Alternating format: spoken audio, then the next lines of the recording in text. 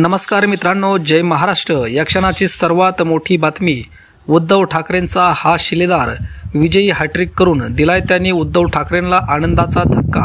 मित्रांनो, सविस्तर बातमी जाणून घेऊया। त्या अगोदर तुम्ही जर आमचं चॅनल सबस्क्राइब केलं नसेल तर सबस्क्राइब करा आणि बेल आयकॉन प्रेस करा। शिवसेना पक्षप्रमुख उद्धव ठाकरे यांचे स्वीय सहाय्यक तथा शिवसेनेचे सचिव मिलिंद नार्वेकर यांना विधान परिषदेच्या निवडणुकीत उतरवून ठाकरेंनी मोठी खेळी खेळली आहेत। ठाकरेंनी नार्वेकरांची फक्त उमेदवारी जाहीर केली नाही तर त्यांच्या विजयाची हॅट्रिक स्ट्रॅटेजीही आखली आहे।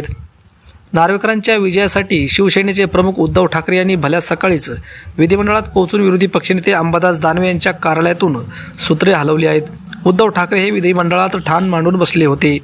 एकनाथ शिंदे यांनी शिवसेनेत उभी फूट पाडल्यानंतर काही दिवस मिलिंद नार्वेकर उद्धव ठाकरे आणि मातोश्रीपासून लांब होते। त्यावेळी नार्वेकरही शिंदे गटात सहभागी होणार का अशी चर्चा रंगली होती।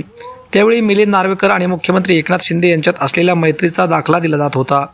मात्र मिलिंद नार्वेकर यांनी त्याबाबत भाष्य केले नव्हते। एक पोस्ट करून आपण उद्धव ठाकरे यांचे आनंद दिगे आहोत असे म्हटले होते। त्यानंतर नार्वेकरांबाबतची चर्चा थांबली होती। उद्धव ठाकरे यांनी सावली म्हणून ओळखले जाणारे मिलिंद नार्वेकर यांना विधान परिषदेच्या निवडणुकीत शिवसेनेकडून उतरवण्यात आले। वास्तविक शिवसेनेकडे एक उमेदवार निवडून येईल एवढी मते नाहीत, तरी देखील ठाकरेंनी आपला हक्काचा मोहरा विधान परिषदेच्या निवडणुकीत उतरवून माइंड गेम खेळला आणि नार्वेकरही विजयी झाले।